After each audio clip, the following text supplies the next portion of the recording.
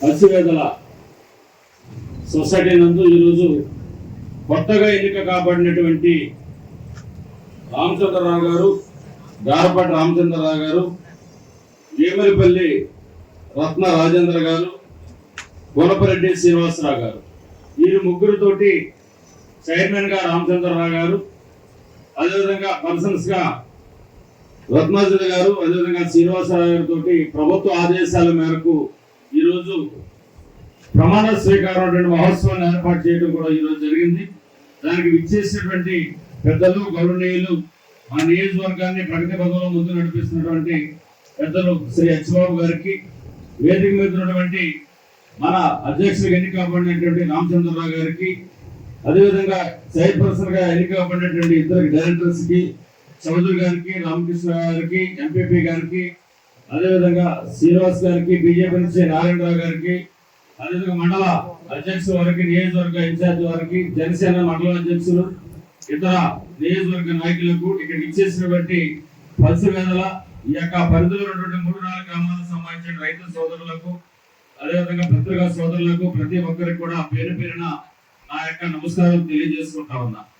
ఈ యొక్క సహకార సంఘం అటువంటిది నాకు తెలిసి ఇది చాలా ముందుగా ఉంది. 1947 అంటే దాదాపుగా సంవత్సరానికి ముందుగానే, ఒక 2 నెలల ముందుగానే ఈ యొక్క సొసైటీ ఏర్పడింది.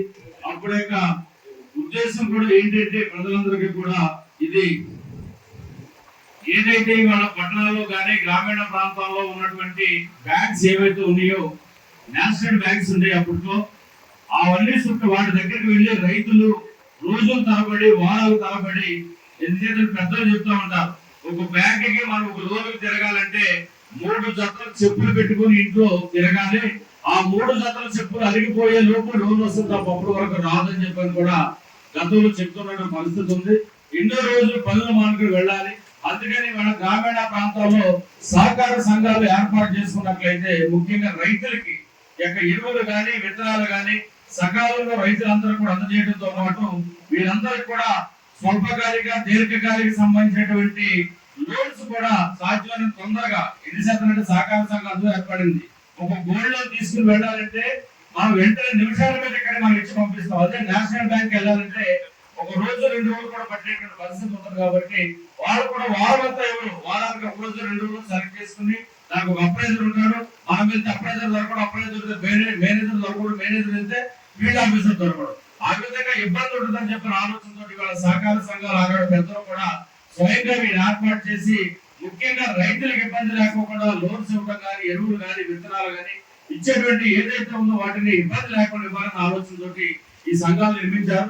అప్పటి నుంచి వాళ్ళ రైతులందరూ కూడా సకాలంలో ఎరువులు, విత్తనాలతో వ్యవసాయానికి సంబంధించిన పనిముట్లు కూడా సొసైటీల ద్వారా వడ్డీ తక్కువతోటి రాయితీలు ఇచ్చి రైతులందరినీ కూడా ఆదుకునేటువంటి విధంగా సహకార సంఘాలు ఉన్నాయి. దాంతో వల్ల ముఖ్యంగా ఎన్టీ రామారావు గారు తెలుగుదేశం పార్టీని స్థాపించిన తర్వాత సహకార సంఘాలు ఎలా ప్రత్యేకంగా దృష్టి పెట్టి వాటిని డెవలప్ చేసి వాళ్ళ గతంలో లేనటువంటి విధంగా ఎరువులు కానీ, విత్తనాలు కానీ, రైతులకి వ్యవసాయం సంబంధించినటువంటి పనిముట్లు ఏవైతే ఉన్నాయో, డ్రోన్స్ కానీ అన్నింటినీ కూడా ఎక్కువ సబ్సిడీ ఇచ్చి వ్యవసాయాన్ని ముందుగా తీసుకెళ్లాలి.